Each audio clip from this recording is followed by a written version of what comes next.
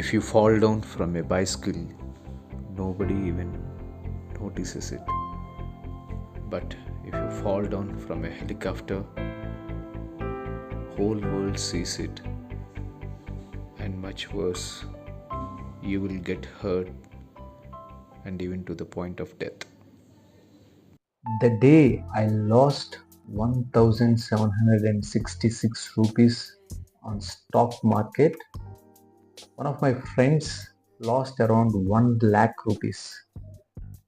And on that same day, when that Nifty 50 fell down, just around a month ago, the richest person of the country lost 70,195 crore in the stock market. Welcome to the text for the context. And in this video, we're going to look at the third component mentioned in the First John 2nd chapter, verse 16, pride of life. You see, the fall that usually happens after a humble beginning, and as you keep progressing on and on and on, and suddenly you do not know what happens, but there your downfall starts. And in the history, in many people, we have seen that even the present day also, any corruption everywhere and anywhere, if some big people are caught, the primary reason for their fall can be traced back to their very attitude, the attitude of being proud in their lives. We need to understand the the origin of it. As days go by and as we grow in our age, we gain a lot of skills, talents, or reputation, networking with people, or probably you may be earning some properties, or you may be gaining some value, or be it ministry in your sphere of influence. And as you go, I'm sure as I'm talking, I'm reflecting my own life, how God has picked up from a middle class, lower middle class. I earned money as much as 1 rupee 75 paise or even 50 paise as a young boy sitting at father's old chapel repair shop. And I did that, all that, and now here I am, a consultant in one of the reputed hospitals in the country. And I'm sure that many of us can trace back their humble beginnings or their journeys, how God has been uh, their blessing. Basically, if you reflect your own life, you will agree with me that what you are enjoying, the current situation, is totally different from what you had 10, 20 years ago. So when we reach this stage of one value, or gaining some name for ourselves, or with some property or some better quality of life in that sense, how uh, we can learn to stay humble. That's one of the important things.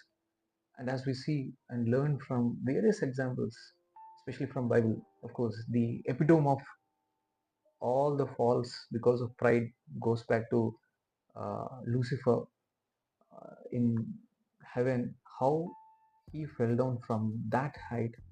And again, the creation, Adam and Eve, how though they were created in the image of God, they wanted to be like God. So again, the pride and that desire, undue desire, that led them to have a fall, and because of that, we know the rest of the story. And throughout the history of Israelites, we do see a lot of people with pride, kings, even um Saul, of course, David. We'll come to that typical example of these two kings. But later on, we see King Uzziah, or King Herod, and many other small kings, how as God picked them up from their lowly state, and how they grew looking at their own strength, including King Solomon. They all began very well, but over a period of time, they started thinking there's nobody above them, or they started ignoring God. That's where the fall actually starts. As I was mentioning, and as I've been thinking or reflecting my own life, I understand this can affect anybody and everybody. There's no exceptions in this uh, pride coming into one's life. You can never say, I can never be proud. That itself, probably one statement of your pride. So, as I was thinking, I understood it is very subtle, and many of the times you do not even know you are actually suffering from this issue called pride.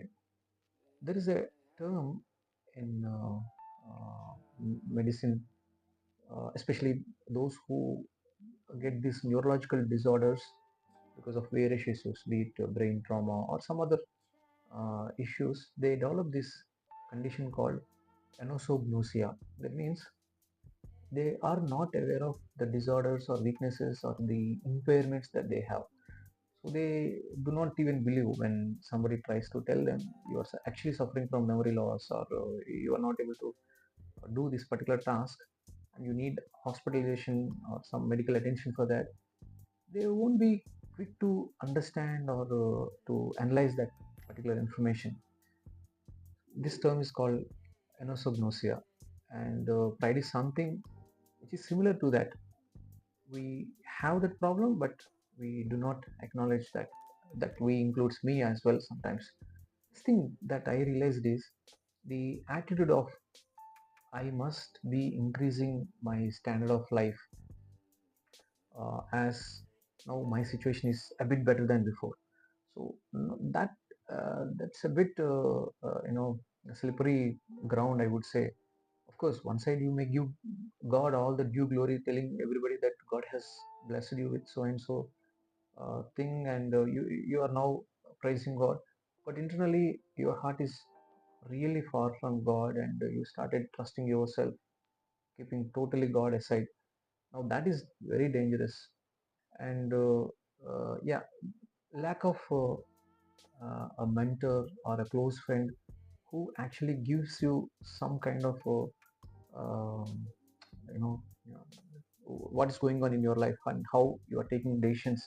Not having a Nathan kind of person in our lives also will give us this uh, state of being proud.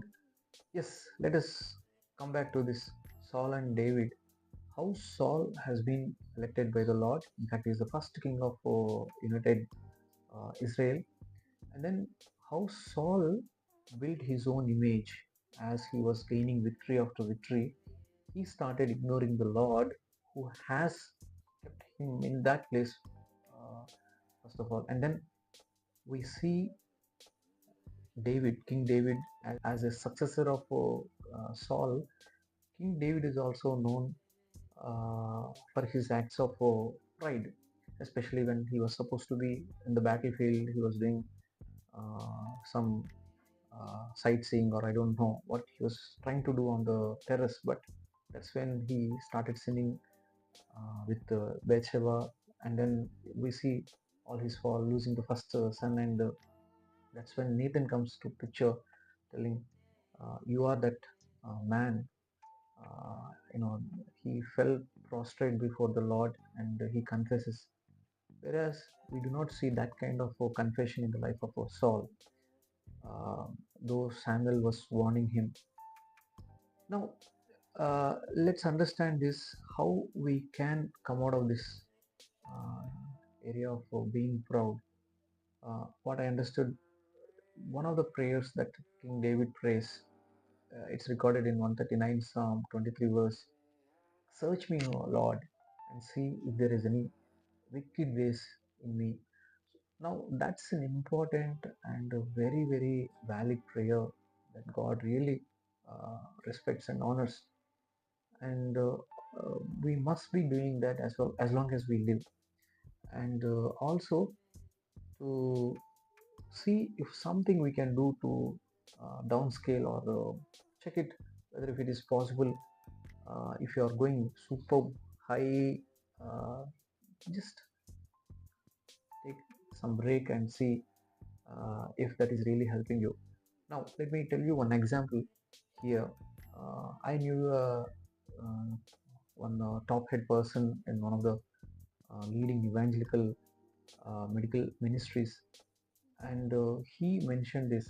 Um, I am actually planning to step down because gradually pride is entering me, and I do not want to entertain pride in my heart anymore.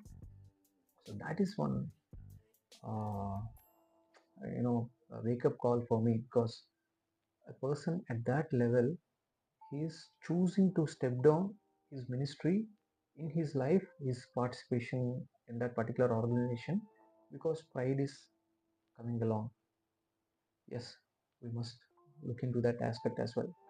And then, uh, as we just discussed, have a Nathan in your life. That is one blessing where you will be told, hey, you are doing something wrong. So this is something difficult, because our human nature doesn't allow us to be accountable to somebody who is older to us, or in the same age. But this is something we must do. Ultimately, this verse is very true. Humble yourselves under the hand of mighty God, that he will lift you up in due time, as Peter mentions in First Peter chapter 5 verse 16. We must all pray that we should not be the victims of our own pride. God bless you. And if you have also gone through certain incidents or situations where you yourself behaved or thought or spoken uh, the words of pride, please mention in the comments, and we'll have a discussion. Thank you. God bless you.